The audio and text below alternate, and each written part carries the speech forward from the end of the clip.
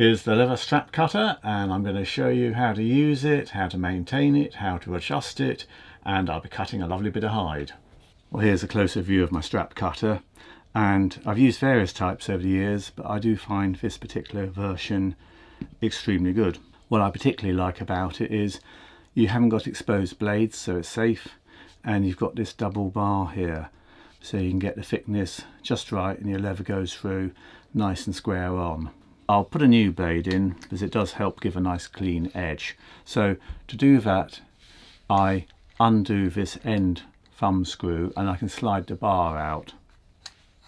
And then at the end here there are a couple of screws. So they just unscrew. So if I put that on the bench, I can pull the blade out. Have to take care.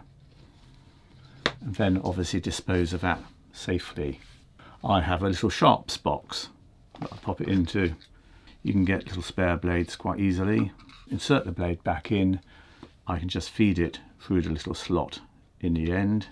Worthwhile at this point pulling it through a little bit more and then tightening this screw, and then I can push this into the slot on the other side and then tighten the other screw. I'll do it roughly to the thickness that I'm cutting, and that's the blade back in. I then put it back in the strap cutter.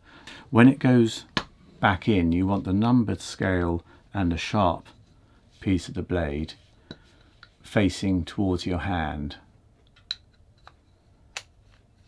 And the other thing to watch for is a lot of the strap cutters have a little like ground off section on one side. So this one is plain on this side, but on this side, can you see there's a little like shaved out portion, chamfered off portion? You want the blade to be on the side that's been chamfered off, and the reason for that, it just helps when you start doing a cut for the leather to feed through easily and glide off that. There's not a sharp corner there anymore. So the blade is facing now where my finger is waving, so I will be feeding the leather in that way to hit the blade. It will bounce off the chamfer and I'll be able to continue my cut. So that's the blade replaced. Now the next thing you need to do when you're going to use it is set the bar for the thickness of leather that you're going to be putting through. Now the leather I'm going to put through it will be a bit thicker than this sample piece, but I get a rough idea, and what you do is you adjust this little end screw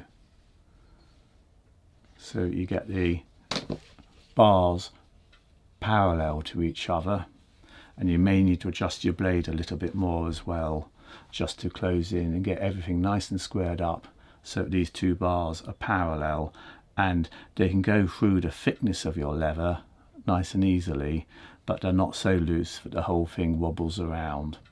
And the reason for that is you're keeping your blade at 90 degrees to the cut the whole time. So that's where you want these bars to be shifted. To move the bars, you just undo this thumb screw at the end here. Inside the strap cutter there's a little like spreading washer which presses on these bars. So as I undo this thumb screw, you can slide the body up and down, and then as soon as I tighten it, it clamps onto the bars. I want to cut some leather straps which are 1.25 inches wide. So what I do is I can set them roughly on this scale. I have inches here, and I can just undo that thumb screw, slide it to 1.25 inches, just under, retighten it, and I'm all set to go. Now what I tend to do personally is I always cut a test strap and then I actually test it in the buckles that I'm using, because very often 1.25 inch buckles aren't exactly 1.25 inch, and it's just a way of making sure you get the best possible fit. But that's how you adjust it. Before I use the strap cutter, I like to get a nice straight edge, so I'm using my long decorator's rule and a rotary knife. There we are, so that gives me a good straight edge. I've got an old bit of belt offcut here that's 1.5 inches. I'm just going to whiz it through the strap cutter and just then try it in a buckle or two to see if the 1.25 inches that I've got is about right. So strap cutter in one hand, leather hide in the other, and I press the strap cutter against the cut edge on the leather and then pull it through, and it cuts, as you can see, really quite easily and very effectively. So the whole time I'm pressing with the strap cutter to make sure that I keep it hard against the cut edge of the leather. Something to watch for is that when you cut, you've got enough clearance between these two bars. So what you're wanting to do is make sure the leather can pass through easily, but not so loosely, but equally not tightly, otherwise you'll end up marking the leather with the wooden ends on the bar as you sort of wiggle it and try and cut it down. So best to keep it as level as you can and to make sure there's sufficient clearance for your leather to pass through. Sometimes I cut this just over the edge of my table, and then it makes it a little bit easier. Again, just going down and getting a nice strip of leather. These strap cutters are always made so that the cutting bar is at a very slight angle. It's not actually quite 90 degrees in there, and the reason for that is that it helps keep the blade going into the leather. But what you may find, if you're cutting very thick leather like I am now, the angle isn't quite right. So a little pro tip here: if you get a little paper wedge and you put it just in by the scale, by the measuring scale, so you have to loosen it off and tuck that little paper wedge in. It can be a bit of business card, it could be a bit of railway ticket, and what you're actually doing is just very slightly altering the angle. Try and get this straight.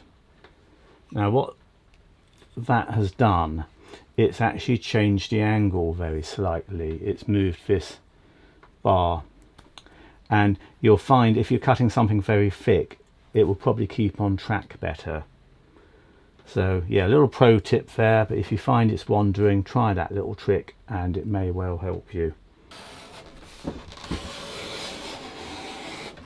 And with a little paper wedge in there, if you're, say, cutting very thick leather, you may well find that keeps it better on track. I'm a bit happy at this because it was pulling slightly to one side as it was. So at the moment I'm just pushing the leather through. When you've got only a small bit, it's as easy to actually push it. It's a bit like slicing one of beans.